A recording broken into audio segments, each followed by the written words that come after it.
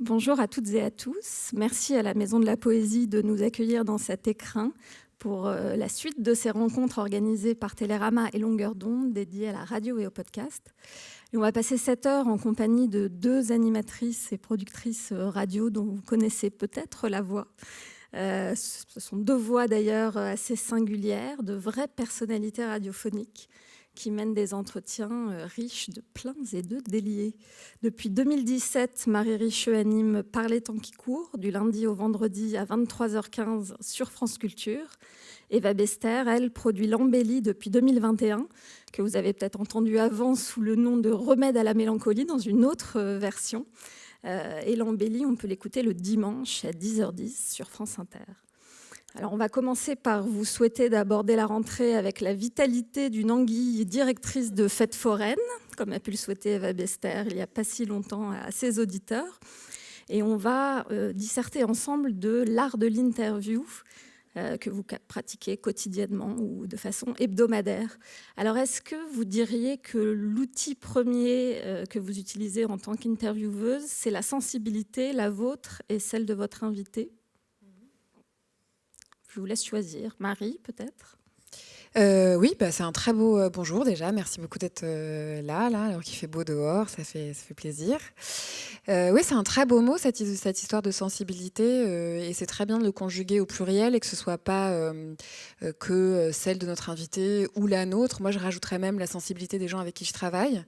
C'est vraiment ce qu'on se demande les uns les autres, en fait. C'est une équipe qui fait de la recherche de sons, d'archives, qui fait de la recherche de la documentation, qui lit, va voir les films, va voir les expos, etc. Et c'est à travers leur sensibilité, conjuguée à la mienne et à la personne qui est là, qu'on chemine ensuite pendant l'entretien. Alors, puisque vous attaquez Marie en citant votre équipe, peut-être vous pouvez l'une et l'autre nous dire concrètement avec qui vous travaillez, qu'on comprenne dès le début que vous n'êtes pas toute seule derrière le micro, que vous ne faites pas 100% de ce qu'on peut entendre à l'antenne. En citant peut-être leur nom, leur fonction. Ouais, alors moi j'ai un collaborateur qui s'appelle Arnaud Jamin et une réalisatrice qui s'appelle Juliette Gou. Donc on est 3. C'est un petit effectif parce que je crois qu'une très courte période nous est allouée. Traduction, ne faites pas de la radio pour l'argent. Et la réalisatrice, en fait, avec elle, quand j'ai les réponses de l'invité, parce que moi pour l'émission, j'envoie un questionnaire d'abord pour avoir toutes les œuvres qu'on va aborder dans l'émission, pour les lire et les voir et tout ça. Après, avec la réalisatrice, je prends tous les sujets et je lui dis les sons que j'aimerais pour chaque sujet. Et donc, je lui dis, par exemple, là, ce serait bien d'avoir une archive d'Artaud ou une chanson de Bossa Nova ou je sais pas quoi. Donc, elle me fait ensuite des propositions et je choisis dans ce qu'elle me propose. Et mon collaborateur fait tout le reste. Il travaille énormément, donc il fait la documentation, il cale les invités, il fait le site internet. Il commande les livres et les films que je vais voir. Il me fait des revues de presse, d'énormes revues de presse que je lis parce que j'aime bien quand ça remonte à plusieurs décennies. Voilà en gros. Merci. Et vous, Marie ? Et nous, on a un peu plus, Eva. C'est une quotidienne. Hein, mais on fait une émission tous les jours. Alors nous, on est 4 dans l'équipe au bureau. Donc il y a Jeanne Aléos, Mathilde Wagman, Marianne Chassor et en ce moment Noé Margas. Et on travaille avec un réalisateur qui s'appelle Félix Levaché. En gros, il y a une partie qui est vraiment liée à de la prod, de la logistique, de caler les invités, d'appeler les éditeurs, vraiment d'avoir un travail... de faire tourner la machine d'une quotidienne, qui est une très grosse machine. Et il y a un autre travail qui se conjugue à ça, qui est ce que je disais tout à l'heure, c'est-à-dire vraiment l'éditorial, la matière, qui commence aux discussions autour de la programmation, qui est j'imagine que c'est pareil pour toi, enfin, c'est vraiment un pilier du lieu que tu finis par créer progressivement à la radio, c'est qui vient, à qui qui tu programmes, qui tu as envie de faire entendre. Et comment est-ce que tu es attentif à plein de choses dans cette programmation, sur lesquelles on pourra éventuellement revenir si vous voulez. Et ensuite, concrètement, pareil, des très très grosses revues de presse par lesquelles ils passent quand même. Enfin, moi, je demande pas de fiches, mais peut-être une revue de presse un peu dégrossie. Ils lisent ou ils vont voir les expos en même temps que moi. Enfin, on n'y va pas ensemble, mais eux, ils le font, moi, je le fais, comme ça, nos regards se croisent. Et ils font toute une recherche de son. Voilà, pour moi, c'est vraiment fondamental. La construction de l'entretien va vraiment passer par des piliers sonores qui sont des archivina, de la musique. Donc ça, c'est beaucoup discuté avec Félix Levaché, le réalisateur. Des extraits de films, plus rarement. Mais vraiment, que le fond INA, moi, déjà, me passionne et me sert à construire les entretiens, à bâtir leur structure, la rythmique et la thématique. Et ça, c'est vraiment quelque chose qui est fortement apporté par l'équipe, que je découvre le jour même. Et voilà. J'ai oublié un nom en featuring. La programmatrice musicale Muriel Pérez, avec qui j'écoute toute la playlist. Mais quand même, ça participe à l'émission parce qu'il y a 2 titres qu'on fait entendre. Et voilà, on les choisit ensemble, souvent en fonction des invités. Ensuite, elle le fait avec la réalisatrice. Et voilà. Différence notoire entre culture et inter. En fait, voilà, je ne sais pas comment ça fonctionne chez vous, mais il y a une playlist et des programmateurs musicaux.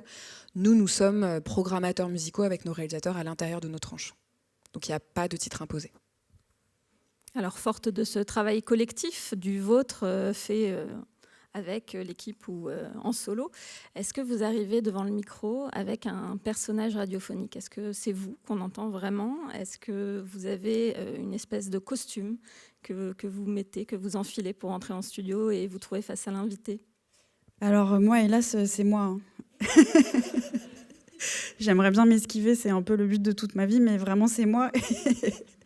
Et donc, ce qui fait que parfois, je suis un peu désemparée face aux invités. C'est-à-dire qu'en fait, je vis tout ce qui se passe comme devant un film, comme si j'avais 8 ans. Je suis en fusion totale avec l'invité. S'il est émouvant, je peux pleurer avec lui. Peut-être que je suis simplement bipolaire, en fait, mais non, il n'y a aucun personnage. Si c'est la même voix, souvent, ce qui arrive, c'est que quand je rencontre des gens dans la vie, ils me disent « Ah, c'est marrant, vous avez exactement la même voix qu'à la radio ». Et je leur dis « Bah oui ». Voilà. Et moi, je serais un tout petit peu plus nuancée par rapport à ça, parce que j'ai quand même remarqué que le studio crée quelque chose sur nous, quoi. Et donc forcément, je pourrais pas dire que c'est complètement, totalement la même personne que dans la vie. On se faisait la remarque il n'y a pas très longtemps. Je suis peut-être un peu plus sérieuse. Je suis peut-être un peu plus, je sais pas, j'ai l'impression que je suis moins drôle. Mais bon, c'est très présomptueux. Oui, il y a quand même un effet du studio, quoi. Moi, je trouve qu'il y a un effet, je sais pas, tu dis, il y a quand même un effet du studio. T'es écouté, tu sais que t'es écouté, en plus t'es écouté. Enfin, tu vois, c'est vrai, je fais des efforts en français parfois. Bah voilà, je sais pas, t'articules. Non, mais c'est vrai, moi je me rends bien compte quand même que j'ai une langue qui est quand même plus concentrée, qui est moins relâchée que dans mon quotidien. La concentration dont on parlait la dernière fois, elle a un effet aussi sur ce que nous sommes. Dieu merci, on n'est pas concentré comme ça toute notre vie, tu vois. Donc c'est quand même c'est une discipline très forte, un entretien. Donc moi, je suis quand même, je suis un peu plus tranquille, quoi. J'essaye d'être le plus tranquille possible dans un studio, mais je pense qu'il y a quand même un effet de concentration. Cependant, les années passant, je trouve qu'il y a quelque chose qui se rejoint par la détente, par l'expérience, qui se rejoint petit à petit entre la personne que tu es, tes intérêts, voilà, je sais pas, et celle que tu es en studio. Non ? Si, j'étais en train de me dire que j'étais peut-être plus civile en studio que dans la vie. Bah voilà, parce que, par exemple, je sauterais pas sur un invité pour le frapper, ce que j'ai l'habitude de faire dans la vie quotidienne, évidemment, dès que je sors d'un studio. Mais c'est vrai que quand un invité arrive, je fais tout pour qu'il se sente bien. Et c'est-à-dire, je suis d'une bienveillance qui est naturelle. Évidemment, elle n'est pas feinte. Mais parfois, ça m'arrive d'avoir une patience extraordinaire avec des invités très désagréables. Je ne vous donnerai pas de nom, sachant que les invités désagréables, c'est vraiment 5%. C'est vraiment, on est plutôt chanceuse. Enfin, je ne sais pas si pour toi, c'est pareil. Mais je fais un effort pour que ça glisse, ne pas répondre aux choses qui pourraient être très désagréables. Je crois que j'ai failli me disputer une seule fois avec une invitée avant une émission, mais c'est vraiment exceptionnel, quoi, parce qu'elle était odieuse. Toujours pas de nom ? Non, c'est pas gentil, non. Mais alors reprenons à la base, le choix des invités se fait comment ? Est-ce qu'il faut que ce soit un artiste ou une personnalité dont vous appréciez l'œuvre ou pas forcément ? Est-ce que vous vous forcez parfois parce que il le faut bien, c'est dans l'actualité, peut-être plus pour Marie qu'Eva. Comment se font ces choix ? Libre, non ? En étant quotidienne, tu dois brasser beaucoup plus d'invités, j'imagine. on a un nombre plus conséquent. Donc forcément, ça ouvre quand même une fenêtre grande. Moi, je trouve qu'on a la chance d'inviter... Je dirais que le critère qu'on se donne en programmation, c'est un intérêt. Et très souvent, ça coïncide quand même avec un enthousiasme. Mais c'est un intérêt pour des formes, c'est un intérêt parfois peut-être pour des sujets, et la forme suit un tout petit peu moins, mais on y va quand même parce qu'on se dit que 45 minutes sur un sujet par ce regard artistique, voilà, on sent qu'il y a quelque chose à dire. Mais on se force pas, en fait. On se force pas. Il y a des choses auxquelles nous réfléchissons. La parité, par exemple, c'est quelque chose qui est très strict dans la manière dont on programme. Une forme de diversité des disciplines, c'est quelque chose pareil, on est très strict là-dessus. Une forme aussi d'attention à une diversité des profils, on essaie d'avancer là-dessus. Moi, je pense qu'il y a encore des gens trop homogènes qui parlent à la radio, donc c'est quelque chose qu'on a en tête. Moi, je me sens pas obligée d'être en accord parfait avec l'œuvre dont il est question. Voilà. Je programmerai pas. Enfin, voilà, non. Voir, c'est pas mal, je trouve. C'est pareil pour vous, Eva ? Vous acquiesciez ? Ouais, je suis totalement d'accord pour l'équilibre. Moi, je fais très attention à la parité aussi et à la diversité des profils, vraiment. C'est vrai que parfois je suis un peu embêtée parce que je vois qu'il y a plusieurs écrivains qui se succèdent et je me dis ah non, il faut entrecouper ça avec je sais pas, un astronaute et un parfumeur et voilà. Mais sinon, en fait, pendant longtemps, comme l'émission Remède à la mélancolie existe depuis 2013, Marie, elle fait de la radio depuis, on est arrivé à peu près pareil à Culture. Moi, j'ai commencé à Culture. 2005, je crois. Ouais, même, je crois qu'en 2003, j'étais déjà en stage. Ça fait 72 ans que je suis à la radio. Et je sais qu'en fait, au début, je voulais vraiment recevoir que les gens que j'adorais. Ce qui bon, c'est pas super à avouer, mais je voulais vraiment que ce soit des gens dont j'aime l'œuvre et que humainement, ça se passe bien. Puis, après avoir écrémé ça va assez vite. On se rend compte qu'il y a des gens qui sont adorables, mais dont on aime un peu moins l'œuvre. Et comme je suis très intègre, ce qui est très fatigant, moi, j'ai toujours l'impression que si j'invite quelqu'un dont j'aime pas l'œuvre, je vais trahir l'auditeur. Une fois, c'est arrivé, par exemple, que j'invite un écrivain, je ne dirais pas de nom non plus, qui avait fait un livre pas mal du tout il y a longtemps, et j'ai profité de son nouveau livre pour l'inviter. Et en fait, son nouveau livre était vraiment pas terrible. Et il y a un auditeur qui m'a écrit « Je vous fais confiance ». Et là, son livre est nul. Vous nous avez trahis, vraiment, j'arrive pas à croire que vous ayez aimé ce livre. Et le livre était nul, c'est vrai. Et je me suis sentie super mal, donc... J'évite de faire ça. C'est déjà arrivé que je rencontre des artistes qui vraiment sont trop sympas et je me dis, ils feraient une super émission. Et j'aime vraiment pas ce qu'ils font et je peux pas. Alors, et c'est en même temps qui je suis pour juger ce qu'ils font. Donc, bon, parfois je fais quelques écarts quand même. Quand je pense que ça va valoir le coup, que l'émission va être super, qu'ils vont transmettre un enthousiasme aux auditeurs, l'envie de découvrir des œuvres. Je suis pas obligée d'adorer tout ce qu'ils font, évidemment, sinon ça limite beaucoup. Puis c'est un peu égoïste aussi, quoi, parce que ça voudrait dire en fait que j'invite que pour moi et c'est pas du tout le cas. Donc Non, mais après tu soulèves quand même un truc qui est que si un espace de radio est reconnu comme étant prescripteur, ce qui est notre cas à des échelles extrêmement différentes, je pense que c'est assez intéressant quand même de se dire qu'il y a presque une échelle de x10 entre les gens qui t'écoutent et les gens qui écoutent par les temps qui courent, mais que si c'est repéré comme étant un espace où on se dit ah tiens, petit à petit, les années faisant, il y a comme une sensibilité qui se dessine. Enfin, tu te dis ah j'écoute cette personne et il y a un monde en fait qui vient avec sans que tu puisses nécessairement le qualifier. Tu peux faire attention quand même à une forme de qualité, c'est-à-dire sans forcément adhérer totalement ou à trouver ça extraordinaire, etc. Tu peux te dire que parmi les gens qui t'écoutent, il y aura de quoi trouver de l'intérêt, de quoi, voilà. Ou bien dans la parole, ou bien juste dans l'heure de radio, ce qui est déjà en fait énorme. Parce que moi, c'est ce que je dis souvent à l'équipe, c'est qu'en vrai, peut-être ce film, il est programmé dans 4 salles à réessayer à Paris, donc, et qu'il y a quand même plus de gens qui vont écouter cette émission de radio que peut-être des gens qui vont aller acheter leur ticket.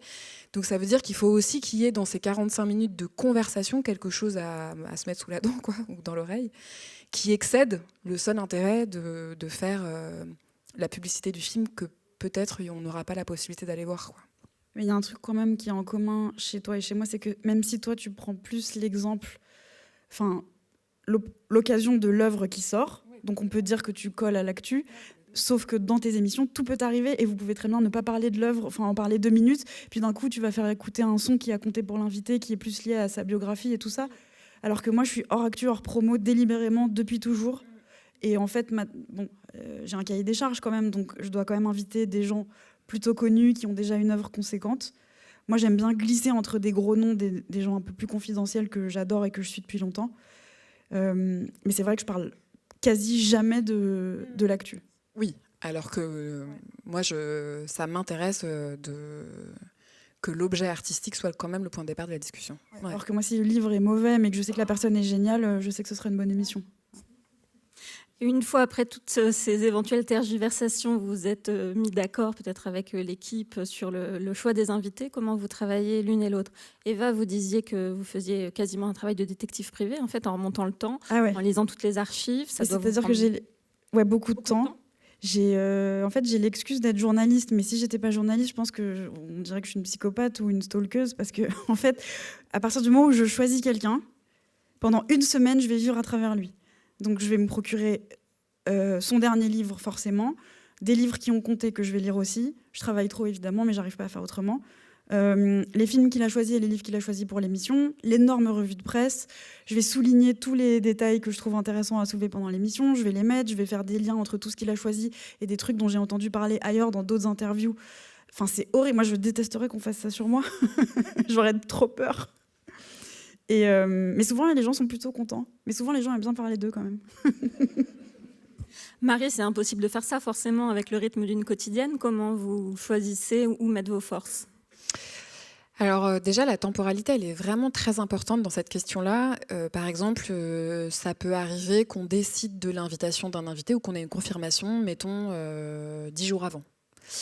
Et je pense qu'à partir du moment où cette réal, par exemple, a dit oui, il y a un petit truc qui se met en route dans ta tête qui est une forme de rendez-vous, d'attention, voilà. Je ne sais pas très bien comment décrire ça, mais moi, les fois où j'ai essayé de formaliser ça, c'est comme si j'avais plusieurs couloirs de nage et que, voilà, ça c'est dans 10 jours, ça c'est dans 8 jours, ça c'est dans 7 jours, ça c'est dans 5 jours, etc.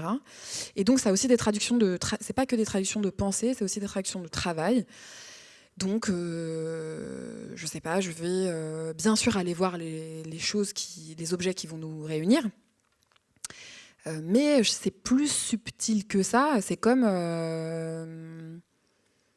je sais pas, c'est comme si tu avais un petit panier. J'essaie de trouver des images, mais c'est comme s'il y avait un petit panier pour chacune des cases du calendrier de la mission que tu remplis, parfois à ton insu, comme des petites provisions pour cet entretien. Ça, c'est la chose difficile à décrire, mais qui est quand même un mécanisme qui se met en place d'un travail assez sourd. Et ensuite, moi, c'est plutôt quotidien. C'est-à-dire qu'en gros, je pars avec tout le dossier la veille. Je travaille le soir. Pour des questions de lecture ou de film, etc., je peux anticiper de 2 jours, de 3 jours, etc. Mais sinon, le travail très précis de prise de notes, etc., c'est le soir. Et ensuite, toute la journée jusqu'au moment de l'entretien. Est-ce que l'une et l'autre, vous contactez vos invités ou vous leur parlez avant l'émission ? Moi, jamais. Jamais. Parce que je trouve que ça enlève la spontanéité. J'aime pas l'entre-soi et le copinage en général. Je devrais pas le dire, mais du coup ça me pose des problèmes parce que quand parfois on veut me forcer à inviter des gens, ça se passe pas très bien. Enfin, soit je dis non, donc ça se passe pas très bien pour moi. Soit je dis oui, et souvent l'émission est pas... Enfin, je veux dire, j'étais pas passionnée à la base, donc il faut quand même que j'ai un intérêt certain. Et les rares fois où j'ai invité des gens que je connaissais déjà, parce que c'est déjà arrivé, hein, je vais être honnête, mais des gens dont je trouvais qu'ils avaient la place dans l'émission, et ben j'étais très gênée en fait, parce que comme je les connaissais, j'avais peur à la fois je voulais que ce soit hyper bien pour les auditeurs, et j'avais peur pour l'invité de le décevoir, de pas être à la hauteur, que le fait qu'on se connaisse, je sais pas, fausse les choses. Donc vraiment, 99,9% des émissions, c'est des gens que je ne connais pas et que j'ai surtout pas contacté avant. Ou alors, ce qui peut arriver, c'est que, je sais pas, je passe dans un vernissage ou dans un truc, je vois l'artiste, il a l'air trop sympa, et dans ma tête, je me dis « Ah, il a l'air trop sympa, je pourrais l'inviter », parce que j'ai eu la confirmation qu'il souriait. C'est tout, ça me suffit. Oui, moi, c'est pareil, je vois pas très bien ce que j'aurais à dire à quelqu'un avant de faire un entretien, quoi. Donc, non, j'ai pas de contact avant ni après, d'ailleurs. Ça, c'est un fantasme. Les auditeurs pensent qu'après, on devient... On a beaucoup d'amis. On est sur des yachts et tout. Vous n'allez pas dîner tous les jours, tous les soirs avec vos invités? Non, et ça arrive même souvent. D'ailleurs, c'est assez décevant, même pour nous qui sommes le premier auditeur. Ils viennent, ils font un numéro pas possible. Parfois, il y en a certains qui sont un peu cabots et qui vous promettent des choses pendant l'émission. Et une fois qu'ils ont fait leur numéro, ils s'en vont et voilà, on n'existe plus, quoi. D'ailleurs, on se disait avec Marie que ça arrivait souvent qu'on voit des gens et qui ne savent plus du tout qui on était. Ils ont fait « bonjour » et ils font voilà. C'est vrai, franchement, ça m'est vraiment arrivé énormément. Est-ce que vous écrivez vos questions l'une et l'autre? Est-ce que vous arrivez avec, je ne sais pas, des fiches béton? Ou est-ce qu'au contraire, c'est l'improvisation totale? Comment vous fonctionnez? Moi, c'est horrible. J'écris tout, mais parce que c'est ma condition pour ensuite être totalement libre. En fait, si l'invité fait n'importe quoi pendant l'émission, veut qu'on chante des chansons, fasse des claquettes, il n'y a aucun problème. Mais il n'y a aucun problème parce qu'avant, j'ai balisé en prévoyant absolument tout et j'ai 21 pages rédigées. Enfin, rédigées, attention, le début est très rédigé parce que j'ai une chronique de début. Il y a les petites phrases cadavres exquis de fin d'émission, ça c'est préparé avant. Il y a la présentation de l'invité aussi qui est très rédigée. Et ensuite, c'est des thématiques, des mots-clés, parfois des questions quand elles sont un peu complexes. Mais c'est pas rédigé au mot près ensuite, mais j'ai quand même 21 pages de notes, de dates, voilà, au cas où. Souvent, j'utilise pas 80% de ce que j'ai préparé. Donc, je travaille toujours trop, mais je pense que c'est la condition pour bien accueillir la personne. Et si jamais il y a un problème, que la personne a un blanc ou est taiseuse, je sais que je peux venir à la rescousse. Mais le but n'est pas de tout préparer pour lui mettre une chape dans la tête et... Je veux dire, après, c'est lui qui décide de tout ce qui se passe, mais je suis quand même le chef d'orchestre et voilà, je sais que j'ai des billes en cas de problème. Ouais.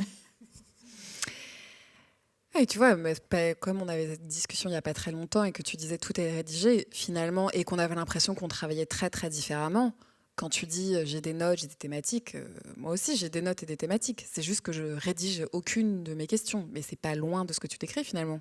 Toi, c'est pas des pages dans l'ordre, tu les mets devant toi et tu te retrouves un peu dans une sorte de Déjà, moi, j'ai poétique. vraiment pas 21 pages.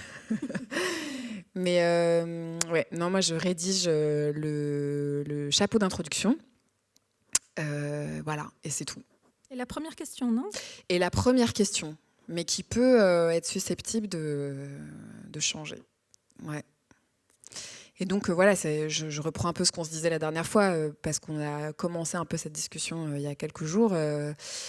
C'est quelque chose qui peut donner lieu à une perte de précision dans la formulation, assez peu de précision dans la structure. J'ai pas beaucoup de perte de précision dans la structure de l'émission parce que les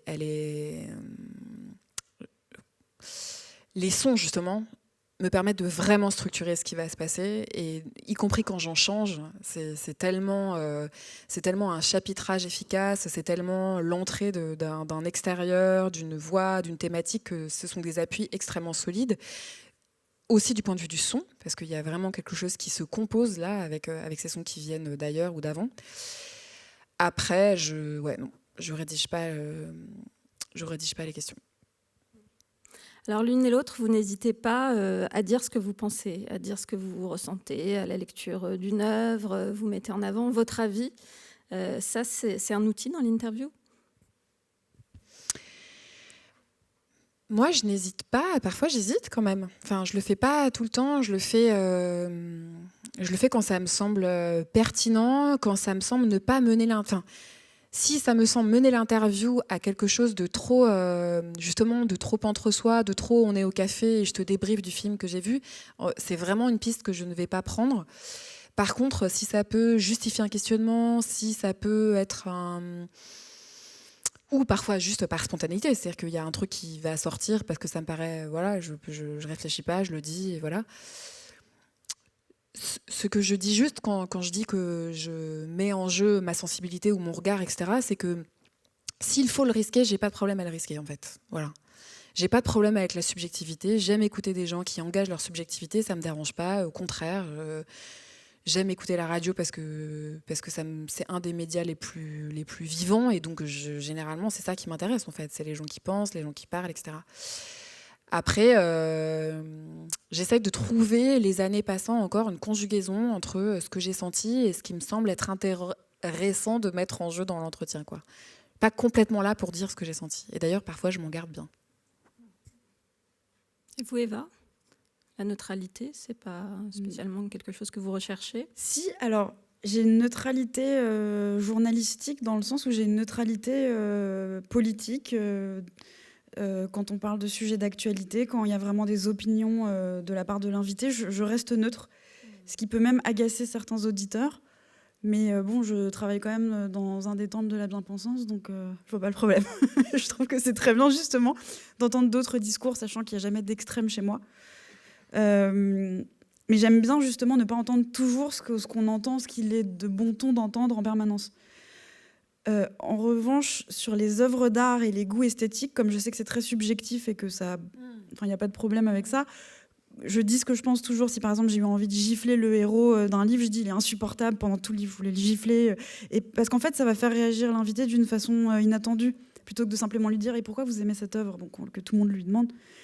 Ça fait réagir, c'est plus rigolo, ou quand c'est très triste, dire j'ai pleuré à cause de vous. Là par exemple il va y avoir une émission avec Alain Mabanckou et il m'a fait voir La Ligne verte. Je veux dire, ça fait plus de 10 ans que je fais tout pour pas voir ce film parce que je sais que c'est triste. Et j'en ai fait une émission, Remède à la mélancolie, parce que j'ai horreur de ça.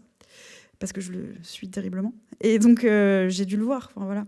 Ou Yann Moix, j'avais dû voir Salaud ou Les 120 jours de Sodome. Je sais pas si vous l'avez vu, mais... Bon, ça, je vais me prononcer. En revanche, si par exemple, ça arrive assez peu souvent, j'ai de la chance, si un invité choisit une œuvre que je trouve très ennuyeuse, je vais pas le dire parce que ça n'a aucun intérêt à paraître désagréable. Donc, j'ai quand même une certaine diplomatie. Quand même. On va écouter un extrait de Par les temps qui courent. Alors, c'est une émission avec comme invitée la réalisatrice Céline Sciamma, diffusée le 11 septembre 2019 sur France Culture. Donc, une émission réalisée par Lise-Marie Barré. C'était à l'occasion de la sortie du film Portrait de la jeune fille en feu. Parce que c'est vraiment pas du tout un film qui respire l'argent. Alors, je sais pas si vous a coûté beaucoup plus cher que les autres, mais au contraire, moi, j'ai pas arrêté de me dire qu'il y avait une économie qui était rêche. Elle est rêche, elle est à l'os.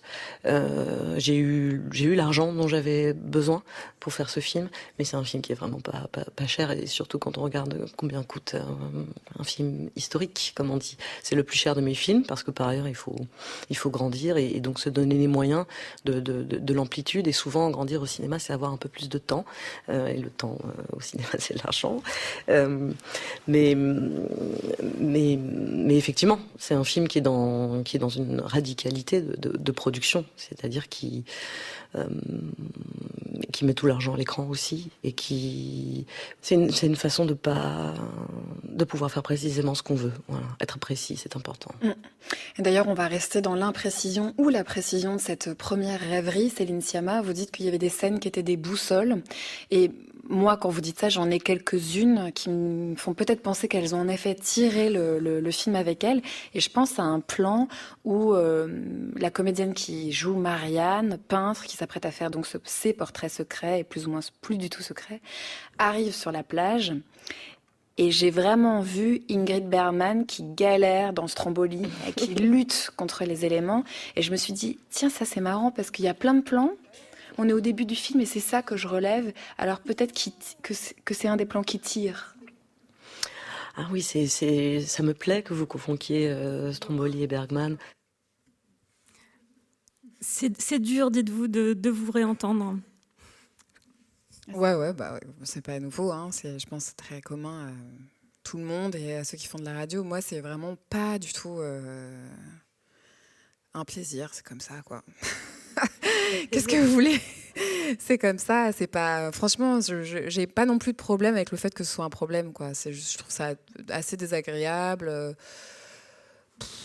Enfin, voilà, je sais pas. Je connais pas beaucoup de gens qui aiment ça. Moi, je trouve ça. Ouais. Enfin, je trouve que c'est. Je sais pas. Il y a un truc très impudique, très agaçant. Mais bon, on n'est pas là pour forcément. Enfin, on peut en parler, mais. Moi, je veux bien qu'on en parle, d'ailleurs, c'est intéressant, c'est un sujet, hein. C'est un drôle de reflet, c'est un drôle de miroir, la voix, c'est un drôle de moyen d'exister. Moi aussi, les années passant, j'ai bien compris pourquoi j'étais là, parce que c'est un moyen de parler mais pas être vu, voilà, d'être un endroit d'expression, mais qui a beaucoup de quant à soi, en fait, qui a beaucoup de secrets, qui a beaucoup de les studios c'est sombre, enfin voilà, il y a une forme de discrétion en fait dans cette apparition et je pense que c'est un endroit pour moi. Et donc quand cette discrétion-là, elle se retourne un peu contre moi et qu'on me balance ma voix dans des haut-parleurs, évidemment ça contrarie, je pense que ça contrarie un endroit de pudeur chez moi. Sauf que les années passent et que aussi cette pudeur-là, elle bouge et que je m'y suis habituée, que c'est mon métier aussi tout simplement, quoi, et que c'est mon métier, que c'est mon outil, que je gagne ma vie, que j'adore faire ça. Et donc voilà, maintenant je trouve ça désagréable, mais c'est pas un problème. Bon. Alors cette interview... J'adore écouter Céline Sciamma, par contre. Comme quoi, vous voyez, c'est bien, il faut quoi. Enfin voilà, c'est la voix des autres, quoi. Moi, ça me touche toujours. Enfin, évidemment, j'adore converser avec elle parce qu'elle est prodigieusement intelligente, disponible à la pensée, sur le fil du moment. Et voilà. Après, je trouve que là, par exemple, c'est un exemple de moment où je parle trop, mais bon. C'est comme ça. C'était justement pour faire entendre la manière dont une sensibilité propre peut s'exprimer. C'est vrai. Bah oui, c'est vrai, par exemple. Et parfois, en fait, parfois, c'est nécessaire de parler parce que l'autre a besoin de ça.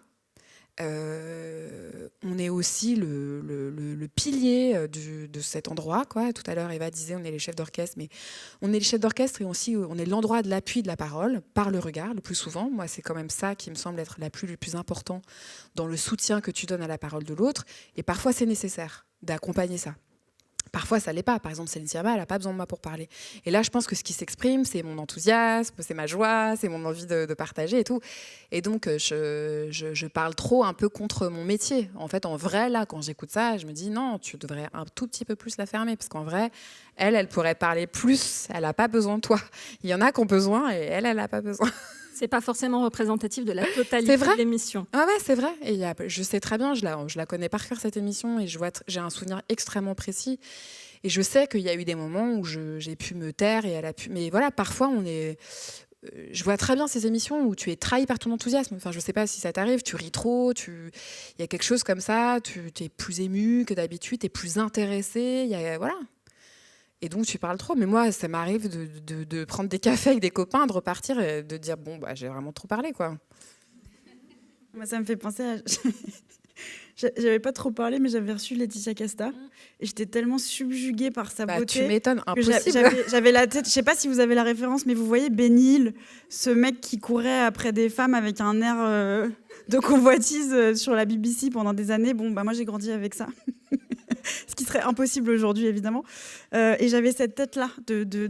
Comme je suis une fille, ça va, mais sinon, j'aurais été un gros pervers comme ça, en train de glousser dès qu'elle me parlait. C'était pathétique, voilà. Mais parce qu'on fait aussi avec ça, en fait. On fait aussi avec les gens qui sont là, avec la neutralité dont tu parlais, le professionnalisme et tout ça. Mais en fait, c'est aussi pour le coup, c'est vraiment quelque chose de sensible. Et donc, franchement, en vrai, 45 minutes avec Laetitia Casta, mais pas que, enfin, tu vois, pas que Laetitia Casta. Non, mais évidemment, mais en plus, elle se livrait pas, elle était méfiante. Donc, je ressentais ça parce que je suis une éponge, mais comme toi, on en avait parlé. Et je ressens tout ce que ressent l'invité. Donc, en fait, quand je vois que quelqu'un est vraiment pas à l'aise, je suis pas à l'aise non plus, évidemment. Je vais tout faire pour le mettre à l'aise. Puis en même temps, dès que je la regardais, j'étais genre... Donc, voilà. Alors, on va passer un extrait d'une de vos émissions, Eva. Il s'agit de Remède à la mélancolie, donc l'ancêtre de l'embellie. Avec Laetitia Casta. Non, pas avec Laetitia Casta. Vous allez peut-être trouver toute seule. C'était diffusé donc sur France Inter le 2 avril 2017, une émission réalisée par Éliane Girard. C'était avec Fabrice Lucchini. Oui, parce que c'est vrai que je suis un dépressif avec spasme hystérique. Tout ça, je m'emballe. C'est un peu ça, souvent, moi, je m'emballe. C'est vrai que je suis... quand je suis rentré, que je dise aux auditeurs, ils ne savent peut-être pas le physique de la jeune femme qui leur parle, on dirait du Guitry, mais elle est éblouissante, je le dis. Vous savez, moi, je suis rangé complètement. Je suis un homme maintenant qui est en fin de piste. Et donc, Ève est rayonnante de beauté. Et il y a une phrase de Stendhal. Je peux dire quand même aux auditeurs que vous m'avez dit vous êtes connue, comment vous appelez-vous? Et je vous ai dit Eva, vous la preniez. Je ne suis pas connue de vous. Non, mais ma fille vous aime beaucoup, donc j'ai dit oui. Et puis je me suis dit, avec elle, il n'y aura aucune obligation d'aller au rendement. Tu sais, les hommes et les femmes, il y a une angoisse souvent. C'est que contrairement à ce qu'on pense, l'homme est anxieux face à la sexualité parce qu'on il pense qu'il va falloir pratiquer du rendement. Il faut dire aussi que le mec qui arrive et qui dit « ben non, j'ai aucune érection », la meuf peut commencer à être irritée, je la comprends, mais c'est rare les moments de radio où on rentre. Alors d'abord, on a ce qu'on appelle une assistante ou alors une stagiaire, parce qu'à France Inter, il y a toujours une bande infinie de jeunes filles qui espèrent un jour devenir Ève. Donc on arrive, on nous donne un bon petit thé dans un gobelet. Alors quand on rentre dans son endroit, chez Ève, je vais la mettre mal à l'aise, on voit une ravissante jeune femme. Et on pense qu'elle a même 18 ans. Elle nous annonce qu'elle frise la trentaine. Et ben, on a envie de lui dire que dans Bonne Chance, elle ressemble à un personnage de Guitry. Elle est aussi et plus belle que Jacqueline de Lubac. Allez-y. Alors, comment est-ce qu'on vit une interview comme ça, avec un acteur en roue libre Alors, en fait, Lucchini, je savais que ça allait être n'importe quoi. Donc, je me suis préparée comme un match de boxe. C'est-à-dire qu'avant l'émission, en fait, je me disais, qu'est-ce qui peut arriver de pire ? Et je me préparais. Vraiment comme avant un vrai match, c'est-à-dire si vous vous dites par exemple, moi j'ai fait du karaté pendant longtemps, on a des parades pour tout. Donc par exemple on peut se dire s'il me balance une droite comme ça, et ben je vais faire ça. Ou c'était pareil pour Lucchini. En fait je me disais, je savais qu'à un moment il allait genre monter sur la table, faire n'importe quoi, raconter ce qu'il raconte tout le temps et tout ça. Et là en fait, on entend un passage où il parle énormément et j'en place pas beaucoup, mais je le corrige quand même parce qu'il fait comme s'il me connaissait, il fait son numéro et tout ça. Il pense pas vraiment ce qu'il dit, en fait, c'est plus pour faire son numéro. Et moi, je m'en rends compte. Et puis, il sait pas du tout qui je suis. Il m'appelle Ève non-stop, donc je le corrige, il s'en fout. Juste après, quand même, il commence à regarder mes sourcils et il dit « Pour connaître l'état des poils pubiens d'une femme, il suffit de regarder ses sourcils. » Et là, je l'ai ramené au sujet quand même. Et en fait, ce qui s'est passé, c'est que j'étais tellement préparée à ce qu'il fasse n'importe quoi que ça m'étonnait pas du tout. Et qu'à chaque fois qu'il partait, je le ramenais au sujet. On a parlé de Céline, on a parlé de Sioran. Et il était presque étonné de ça, parce qu'il a l'habitude qu'on laisse et qu'on glousse en étant ébloui par... C'est vrai qu'il est très rigolo. Non, j'étais plutôt bien préparée, en fait. Et puis comme j'ai une voix un peu d'enfant, que évidemment je déteste comme tout le monde, mais je veux dire, rappelez-vous de la première fois où vous avez écouté votre voix sur un répondeur téléphonique. Normalement, personne n'aime cette expérience. Parce qu'à un moment, je m'étais mise à fumer pour avoir la voix de Jeanne Moreau. Et les rares fois où j'entends... Je fais bon, ok, voilà. Et du coup, en fait, comme ça ne m'intéressait pas ce que je racontais, j'ai décroché là, à l'instant. Je sais plus où j'allais. Je sais plus. Je m'étais préparée, voilà. Voilà. Oui, mais alors, est-ce que c'était satisfaisant ? Est-ce qu'au final, vous aviez passé un bon moment ou est-ce que ça avait été une épreuve ? Non, j'avais beaucoup ri, mais c'est vrai que, comme disait Marie, ça demande une concentration physique intense. On sort de ça lessivé. Il faut être à l'affût, c'est-à-dire, faut rien laisser passer. Je sais pas comment. C'est vraiment comme je reprends la métaphore du karaté, mais au karaté, souvent dans les entraînements, parfois on est juste face à face et on est comme ça. Et on attend pendant des minutes et des minutes de voir juste le mouvement qui va arriver. Et c'est exactement pareil, mais oralement, c'est-à-dire que je guette toute la comédie qui se déroule sous mes yeux et je rebondis dès que je peux. S'il y a un silence, j'entre. Voilà, c'est vraiment une bataille en fait, mais bienveillante et tout ça. Vous connaissez. On va écouter un autre son qui n'est pas de l'une de vous.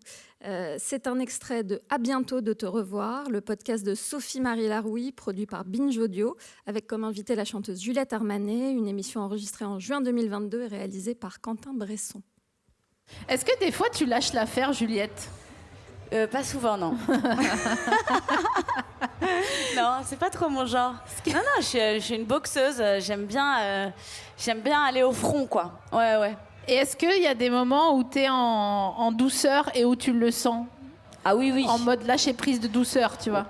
Ouais, bah, bien sûr, avec mon fils, vachement, avec mes amis. Oui, bien sûr. Ouais. Et sur scène aussi, parfois, ouais. Ouais, quand même. Ah ouais, sur scène, Ah oui, parce que c'est trop d'infos, en fait. Bah non, puis mes chansons parlent quand même de blessures, amoureuses, pas mal. Donc, c'est pas que rageur, quoi. C'est aussi très... Enfin, il y a de la tendresse pour tout ça, je crois. Je pense pas que c'est parce qu'on est déterminé qu'on a de la rage, hein. PS. Ouais. Mais un tu peu vois, quand même. Oui, bien sûr, ça vient d'une sorte de racine mais c'est pas de colère, c'est une racine de déter, en fait.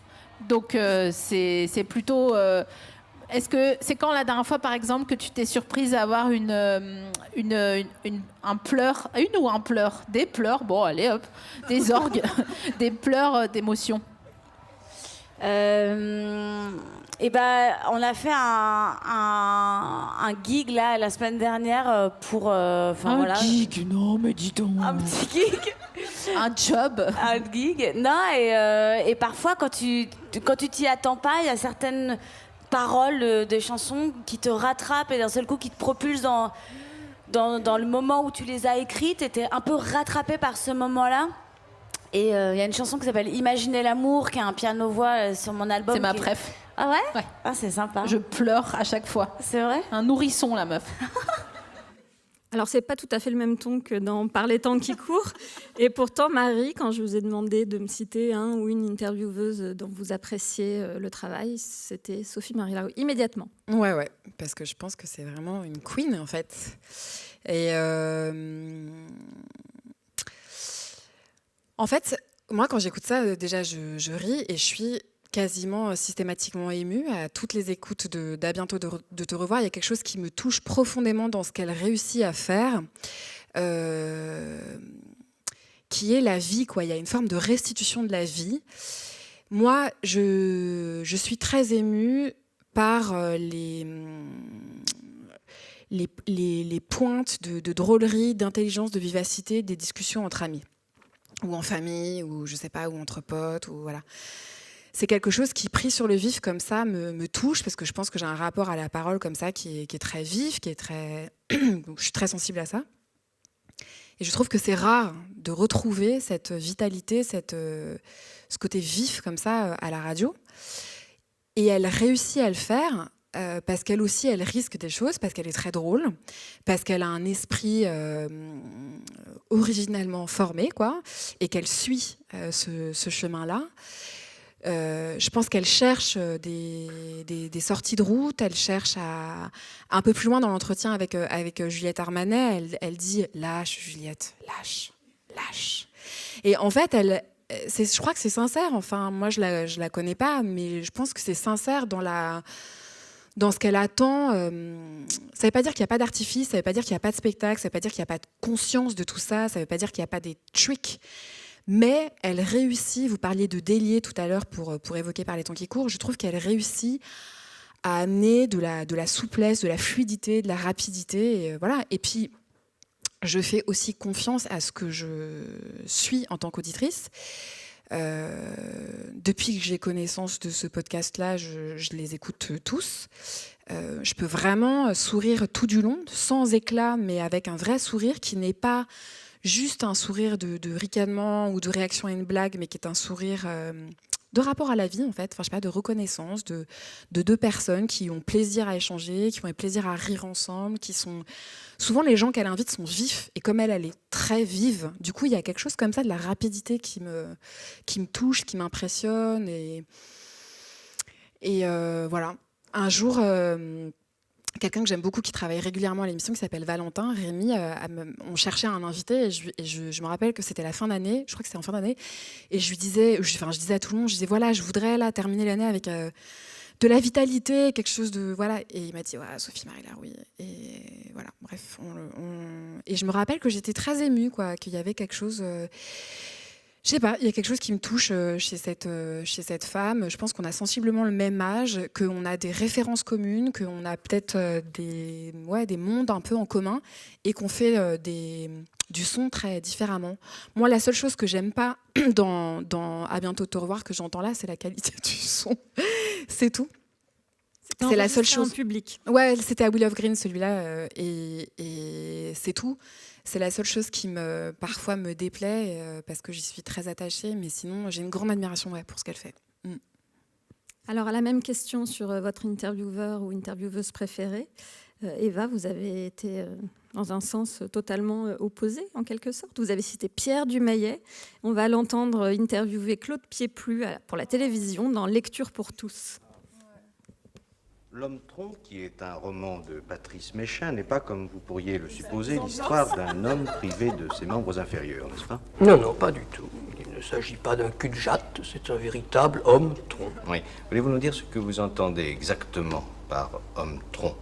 Eh bien, c'est un homme arbre, si vous préférez. C'est ça, c'est l'histoire d'un homme qui devient arbre petit à petit. Exactement. Au début du roman, mon héros est un homme absolument normal, c'est un homme comme vous et moi, et puis peu à peu, il se transforme en arbre. Et à la fin de votre roman, il s'est transformé complètement? Non, pas complètement. Il n'est arbre que jusqu'à la ceinture.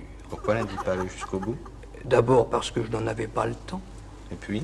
Ensuite parce que je prévois un deuxième tome où je traiterai le haut. Parfait. Pensez-vous que le lecteur croira à votre histoire? Pourquoi pas? C'est quand même assez invraisemblable. Pas plus invraisemblable que la femme de Lot changée en statue de sel ou que Yo en génisse. L'extrait est génial, bravo.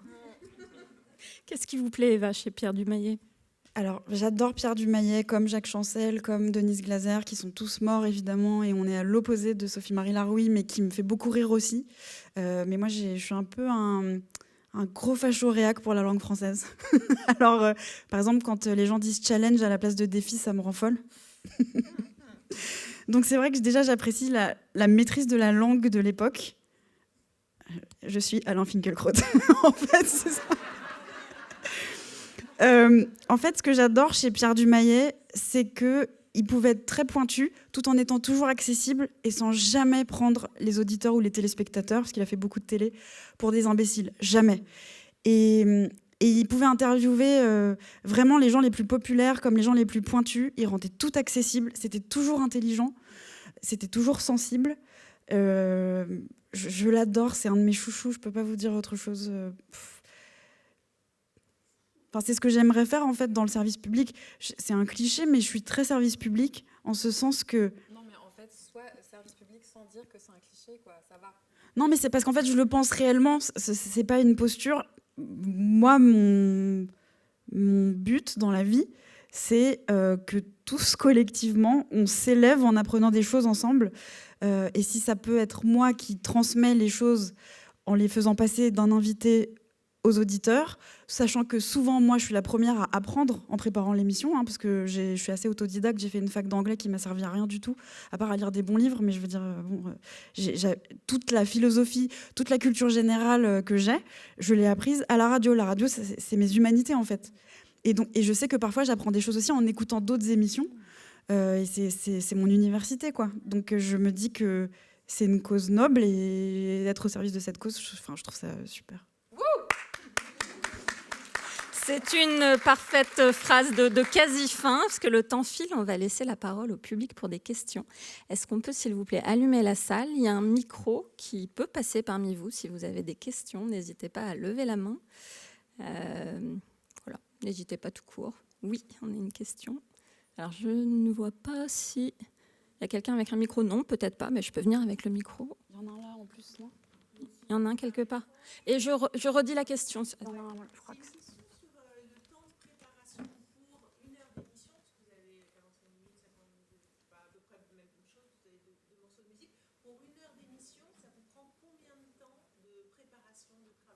Je le redis juste parce qu'on s'est capté. Combien de temps de préparation pour votre heure d'émission? Je vais reprendre un petit peu ce que je disais tout à l'heure. C'est-à-dire que c'est difficile à quantifier le temps de pensée, de lecture un peu annexe, etc. Mais moi, j'ai une émission quotidienne, donc je dirais que mis bout à bout, je dirais un jour une émission, quoi. À peu près. Mais en fait... c'est difficile parce que je peux difficilement vous dire le bouquin, j'ai pris 1h30 le dimanche, puis j'ai continué avec 1h30 le mardi soir, mais en même temps j'ai fait un visionnage du film pour l'émission du vendredi. C'est très difficile à quantifier pour moi ce travail. Je travaille sur le vélo, en rêvassant, voilà. Pour moi, je dirais que c'est minimum 4 jours. 4 jours à temps plein. Mais en fait, je les diffuse sur toute la semaine et je travaille tout le temps, tous les jours, n'importe quand. Parce qu'en fait, le soir, je lis les livres, je regarde un film, mais je le regarde en petits bouts, donc je regarde 30 minutes à chaque repas.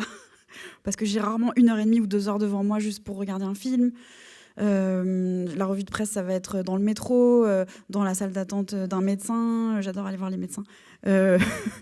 Enfin voilà, c'est tout le temps, c'est un peu tout le temps. Et je dois toujours voir un truc. Là, par exemple, dans pas longtemps, on va faire Emmanuel de Marcimota, le metteur en scène. Donc je vais regarder son spectacle, en plus de la revue de presse, en plus enfin voilà, tout ce que je vais trouver, les livres qu'il a choisis. Il n'y a pas vraiment de... Je suis un peu nulle pour gérer mon temps. Vous comptabilisez pas précisément? Non, une fois, j'avais fait le calcul et j'avais vu que c'était 4 jours à temps plein minimum si jamais vraiment je devais tout cantonner sur des jours précis. Mais voilà. Bon, là, après, on est aussi tenu... voilà. Eva, il y a un truc qui s'arrête pour toi. C'est le moment de l'émission. Et de même, pour moi, tous les jours, il y a une émission. Donc, en fait, le temps, ça... Il y a un moment donné où, de toute façon, c'est comme rendre la copie, quoi. T'es dans le studio.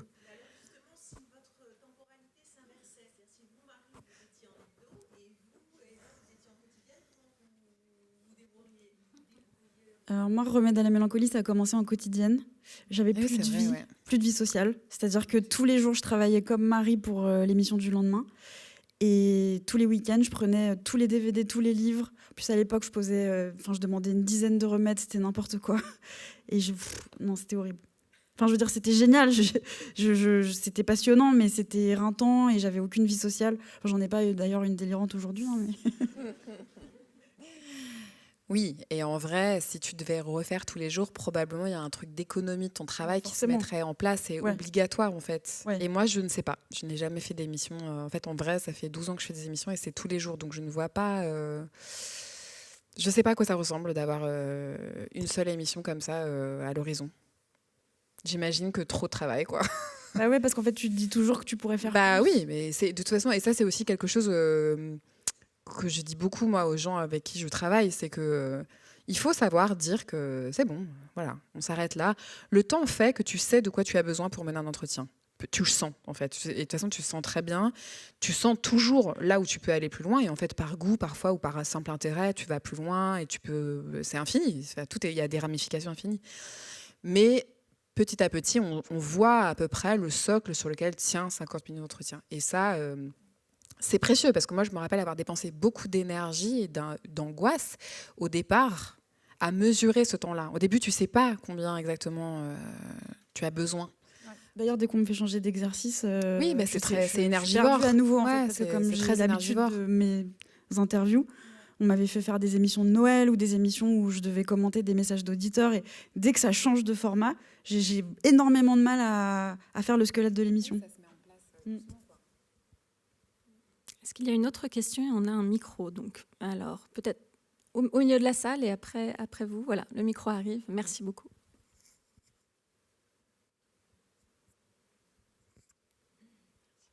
Bonjour, merci. J'avais une question parce qu'au départ vous parliez de ce que faisait le studio, enfin à votre personne, et moi je me demandais si, enfin c'est particulièrement pour parler temps qui court, mais je me souviens que vous aviez invité des jeunes rappeuses à un moment. Et vous parliez du fait d'essayer de diversifier les gens qui s'exprimaient à la radio. Est-ce que la manière dont est construite le studio ou juste le média impacte les invités? Et comment est-ce qu'il serait possible de parfois le changer pour permettre une autre parole? Voilà. Oui, j'y crois énormément. C'est quand même c'est toute la contrainte qui m'intéresse beaucoup dans la quotidienne. Moi, c'est vraiment la gymnastique, que ce soit tous les jours, ça m'intéresse sur ce que ça peut créer. Mais par contre, c'est vrai que ça fait que je suis tous les jours en studio et que je suis grosso modo dans les mêmes studios et que c'est à Paris, dans le 16e arrondissement. Tout ça est beaucoup de contamination en fait, des endroits dans lesquels nous sommes. Moi, je crois beaucoup que les endroits différents dans lesquels on fait de la radio modifient la radio. C'est juste que je ne l'applique pas dans ma vie. Je ne l'applique pas dans ma vie professionnelle parce qu'en fait, ça coûte cher de faire de la radio ailleurs et qu'on a des moyens dans les endroits où nous sommes et que ça coûte moins cher. Enfin, voilà, tous les moyens techniques sont à Radio France et les fois où nous l'avons fait ailleurs, c'est des moyens qu'on déploie et ça, c'est moins l'ambiance du moment, quoi. Mais oui, bien sûr. Enfin, on a en tête, je ne sais pas, par exemple, Travaux publics de Jean Lebrun. On se souvient comme son installation dans différents endroits et la manière dont il laissait entrer la ville de village, l'endroit où il était, modifié.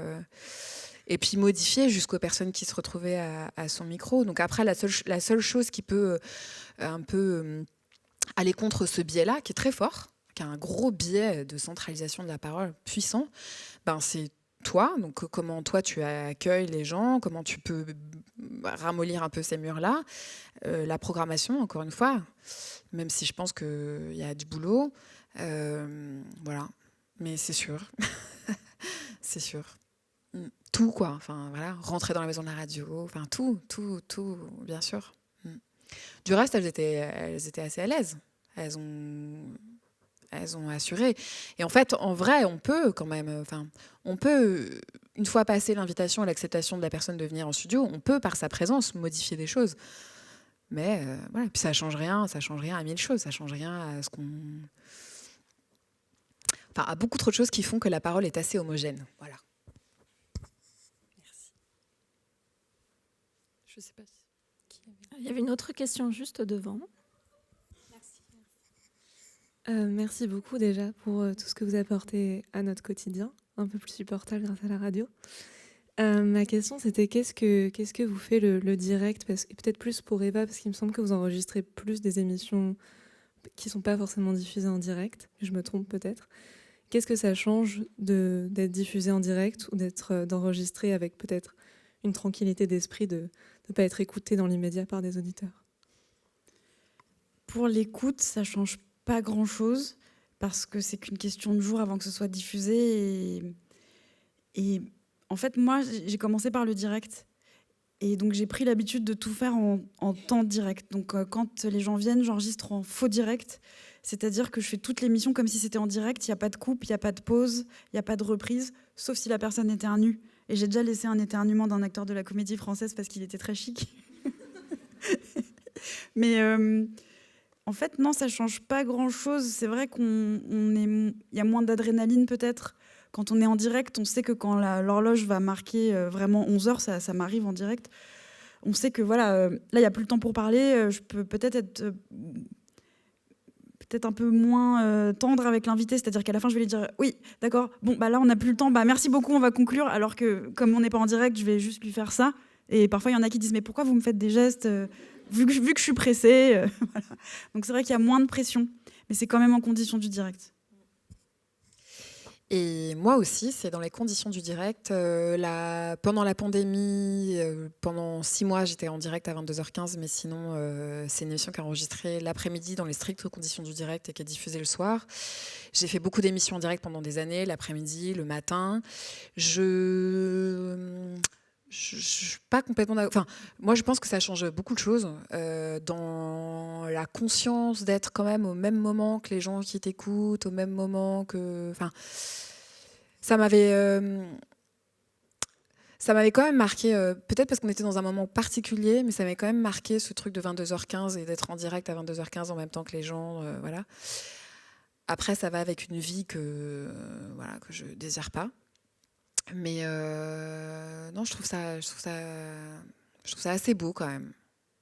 Je le tiens d'une autre manière en faisant du strict faux direct comme Eva. Merci. Je profite que le micro est juste là pour prolonger un peu la première question sur la quantité de travail. En fait, vos émissions, elles font rêver, mais je me demandais à quel prix pour vous et si vous arriviez quand même à vous autoriser des phases d'oisiveté, de vacances, s'il y avait des fois où vraiment c'était plus un métier passion, des gros ras-le-bol. Et sous question, si cette routine dont vous parlez, le truc très cadré et où c'est un peu dur de dévier, si c'était quelque chose d'ok pour vous ou si finalement il y a des fois où peut-être ça serait chouette de prendre un peu plus de liberté dans vos formats d'émission. Oui, c'est une grosse question. L'oisiveté, j'en ai aucune. Mais je pense que c'est parce que j'ai un tempérament très angoissé et que je suis incapable de me reposer. Mais après aussi, j'ai quand même fait en sorte de faire un truc qui demande beaucoup trop de travail. Donc, il n'y en a pas. Et en fait, je me rends compte que parfois, je suis jalouse de... En fait, j'ai des amis qui sont jaloux, qui me disent « Ouais, mais toi, c'est super, t'es payé pour lire des livres et regarder des films. » Déjà, c'est faux. En fait, oui, il y a le moment où on regarde des films et on lit des livres, sauf qu'on ne les regarde pas comme un spectateur qui serait là pour s'amuser. C'est toujours très actif. Quand je lis un livre, je ne prends pas vraiment le plaisir que je prendrais en tant que lectrice normale. C'est-à-dire que j'ai un stylo, je recopie toutes les notes, j'imagine comment je pourrais le mettre en relief avec ce que va apporter l'invité. Et puis, en fait, donc mes amis qui ont un travail avec des horaires de bureau, ils m'envient parce que moi, c'est n'importe quand. Et ils pensent que je me divertis beaucoup. Sauf qu'en fait, il y a... pour 1 heure de grâce, et c'est pas tout le temps 1 heure de grâce, il y a toute la semaine où c'est quand même lourd et souvent quand même ennuyeux avec de la pression et tout ça. Après, c'est vraiment pas le pire des métiers, hein. Attention, j'en ai bien conscience quand même. Mais eux, quand c'est fini, quand ils rentrent du bureau, c'est fini. Ils ont plus de devoirs, ils peuvent... je veux dire, toute la soirée peut être consacrée au loisir. Moi, c'est comme si j'étais une éternelle étudiante, ce que j'adore aussi, mais j'ai toujours des devoirs à faire, tout le temps. C'est jamais terminé. Je sais que j'ai des trucs, ça à lire, ça à rédiger, ça à faire, la chronique de début d'émission à trouver. Ça s'arrête jamais, en fait. Et c'est vrai que parfois, j'aimerais bien pouvoir me dire, là, j'ai fini. Voilà. Bon, un peu pareil quand même, enfin, ça s'arrête jamais. Moi, j'ai un truc pratique pour arrêter ça. J'ai 2 trucs pratiques pour arrêter ça qui aiment les enfants et le sommeil. Je lâche pas trop l'affaire sur le sommeil, moi. C'est que vraiment, à un moment donné, quand c'est l'heure d'aller dormir, c'est l'heure d'aller dormir. Et je me rappellerai toujours de mon père qui me disait vaut mieux que tu sois en forme et que tu arrêtes de réviser pour ton examen, quoi. Et donc, je privilégie ma bonne forme physique, quoi. Après, c'est vrai qu'il y a un caractère un peu ascétique, il y a un caractère... Moi, j'ai toujours qu'il faut... Il y a une certaine endurance quand même, une grille de... C'est 10 mois, il y a quelques pauses, mais c'est... Voilà, ce sont 10 mois d'émissions quotidiennes. Et moi, je l'interroge tout le temps, ce rythme-là. En plus, j'ai commencé, j'avais 24 ans et demi, donc j'ai... en gros, embrasser cette vie-là professionnellement immédiatement. Donc, je ne connais qu'elle, d'une certaine manière, en termes de rythmique, quoi, et de rapport au travail. Quand les enfants sont couchés, je travaille. Après, je goûte tellement la liberté d'organisation quand même. C'est que moi, c'est vraiment quelque chose que j'aime profondément. C'est que, certes, la masse est conséquente, mais la manière dont je le répartis dans ma vie est paradoxalement libre. C'est-à-dire que il y a quelque chose auquel je n'échappe pas, c'est l'émission du jour. Mais en dehors de ça, c'est quand même, c'est quand même très libre. Vive les vacances. Voilà, c'est un peu le secret. Vive les vacances. On a dans l'année ? Ouais. T'en as pas ? Non. Parce qu'on t'en donne pas ou parce le que chômage tu les demandes l'été. Non, on n'en a pas. J'ai le droit. Mais tu les demandes ?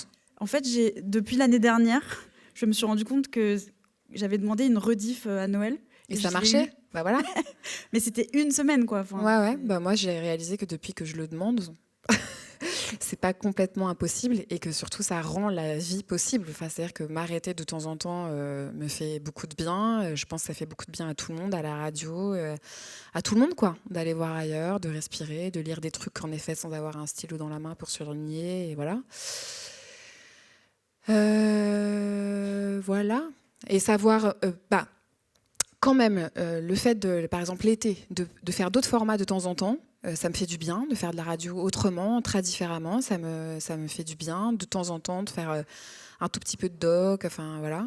Une série musicale sur Barbara, par exemple. Ouais, mais ça, par exemple, voilà, c'était quasiment à l'opposé de tout ce qu'on vient de décrire, c'est-à-dire minuté, totalement écrit, totalement toute seule, dans la préparation, que en duo avec un réal, que du direct. Enfin, tout ça était très différent. Donc c'est une forme d'oxygénation. Voilà. Après, je trouve que c'est un rythme qu'il faut questionner, quoi. Moi, je le fais tous les ans. On va avoir le temps pour une dernière question, s'il y en a une. Oui, bonsoir à tous. En fait, c'était une remarque avec une question implicite, en fait. Ce que je trouve dommage, j'écoute beaucoup de podcasts, d'émissions sur France Culture, France Inter, Thinkerview et compagnie. Et donc, j'apprends énormément. Effectivement, vous avez parlé d'une université. Ça me nourrit. C'est quelque chose qui me nourrit. Je trouve ça génial. Maintenant, je trouve un truc très dommageable, c'est que... on dit dommageable, hein. Je demande à Eva. Donc voilà. C'est que moi, par exemple, je suis entourée... de jeunes d'artistes plus ou moins jeunes qui essayent que ce soit hip-hop, écriture, création cinématographiques, ce genre de choses et tout, qui essayent à droite et à gauche de faire entendre leur voix, qui trouvent ça très très compliqué parce que c'est comme s'il y avait quelque part un plafond de verre.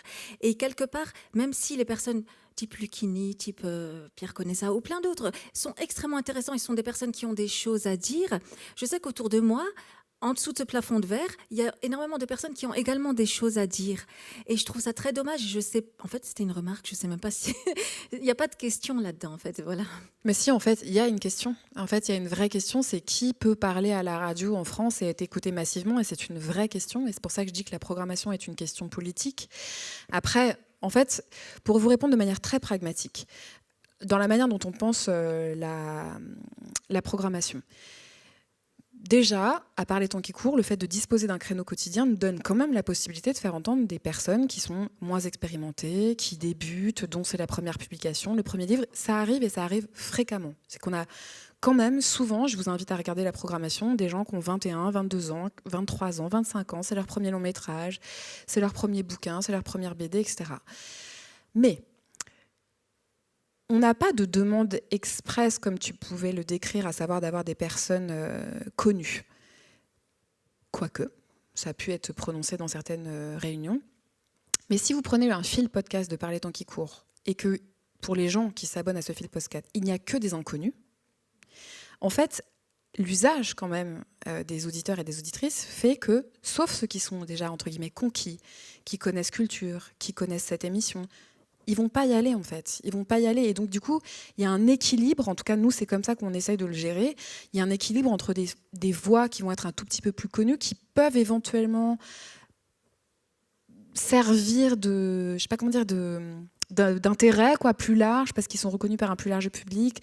Les gens découvrent un espace radiophonique, se disent « Ah, peut-être ici c'est intéressant que j'y revienne, et peut-être dans 3-4 mois j'irai cliquer sur un nom que je connais pas par intérêt. » Mais c'est vrai que c'est indémerdable cette question. Comment on fait pour que des personnes dont le travail est qualitatif arrivent à en parler et à diversifier, et que ce ne soient pas toujours les mêmes personnes. Ça vaut aussi pour la recherche, pour les sciences humaines. Ça vaut, je suis complètement d'accord. Pour conclure, je dirais aussi que 45 minutes, c'est long, et que je suis d'accord que tout le monde a quelque chose d'intéressant à dire, etc. Mais prendre la parole 45 minutes sur son travail, c'est conséquent. Et donc il faut tout de même avoir une certaine assise, voilà, et ça peut être un autre filtre. Mais c'est une véritable question. C'est une véritable question. Je pense qu'elle se redouble de notre qualité de service public de la prendre au sérieux. Et pour moi, en fait, pendant longtemps, ce que je faisais, comme je disais tout à l'heure, c'est qu'entre des gros noms, que je trouvais intéressants, que j'invitais pas uniquement parce que c'était des gros noms. Il y a déjà des gros noms que j'ai refusés parce que justement j'aimais pas du tout ce qu'ils faisaient ou ce qu'ils racontaient. Je mettais des gens plus confidentiels. Là, par exemple, je pourrais citer comme exemple, à l'époque, j'avais découvert une fille qui faisait de l'animation, des petits courts-métrages d'animation. Elle s'appelait Céline Deveau. Le grand public la connaissait pas du tout. Moi, j'adorais ce qu'elle faisait, je l'ai invitée. Ben là, cette année, elle sort son premier long métrage, et tu l'as reçu d'ailleurs. Je l'avais reçu à l'époque. Ça s'appelle Tout le monde aime Jeanne. Et moi, je l'avais invitée à l'époque où vraiment, elle était plutôt confidentielle, même si dans le milieu, elle était reconnue, mais quand même, c'était pas... Ou une fois, j'avais lu un livre génial que j'offre à tout le monde, qui est une petite BD hyper drôle qui s'appelle Le sens de la vie et ses frères, de Éric Veillé. Je connaissais pas du tout ce type, je crois qu'il faisait des livres pour enfants, mais vraiment, il avait jamais fait de gros médias.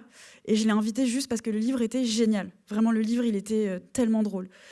Maintenant, les deux problèmes, c'est que moi, maintenant, j'ai un cahier des charges où, hélas, comme l'émission existe depuis super longtemps, qu'elle est le dimanche matin, une heure de grande écoute, on me demande, et moi, je suis furieuse contre ça, et il y a déjà eu des tensions à cause de ça, on me demande d'avoir des gens assez connus, avec une œuvre conséquente.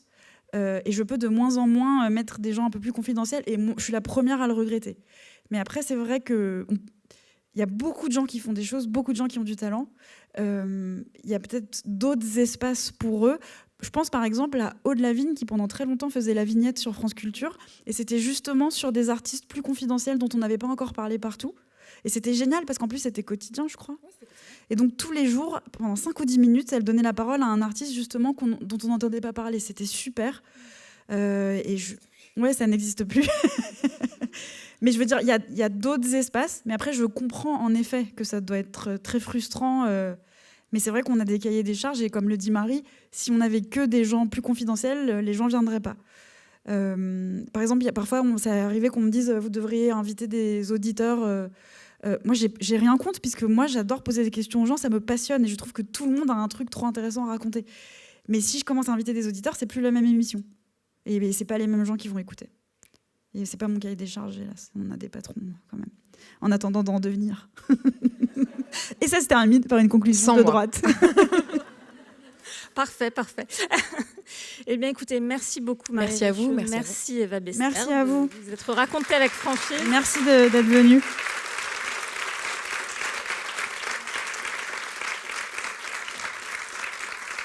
Merci à vous pour votre attention. Merci à la régie de la Maison de la Poésie. Vous pouvez rester, il y a encore plein de choses à venir, notamment à 17h30, ici même, une rencontre autour des Cold Cases avec Patricia Touranchot et Julien Cernobori. Vous pouvez aller juste au-dessous à la bibliothèque, un endroit à la Harry Potter absolument charmant. Vous pouvez écouter à 18h les productions de Radio Parleur. Vous pouvez descendre à la petite salle qui est au-dessous aussi et qui est aussi très jolie. À 18h, il y a Nolwenn Thivaud de Narasson qui sera là pour en parler. Et à 19h, l'équipe de Radio Parleur. Et à 20h30, ici même, le spectacle Bookmakers tiré du podcast de Richard Guettet. 16 écrivains sur scène. Ça va être drôle et ça va être intéressant. Soyez nombreux. Merci beaucoup. Bonne fin de journée.